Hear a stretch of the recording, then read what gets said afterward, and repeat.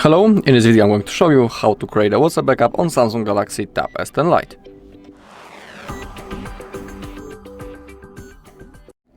Okay, so let's open up our WhatsApp.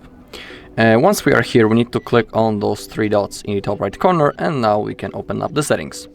Now we need to find the chats. Once we are here, scroll down a little and find chat backup. Okay. And let's begin with a few things that we need to discuss. Let's begin with the Google account, and first click on allow. And as you can see, currently we have this Google account selected because that's the account on which I am logged in the settings of the device. And on that account, our WhatsApp backup will be saved and stored. So for example, if you want to restore that chats in the future, you will need to be logged in into the same Google account that you have selected right in here on your device, of course.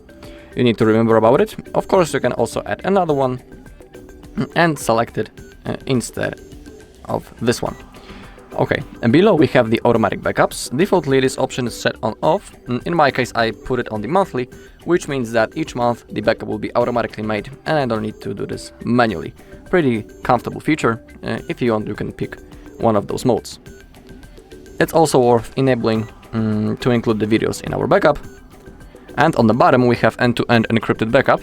If you choose to turn it on, in here basically you can create a unique password that you will need to type in the future if you want to restore your chats. But be aware that if you create that password and when you lost it, you won't be able to restore the chats. So if you choose to create it, simply don't forget it. But it's not necessary to create a backup.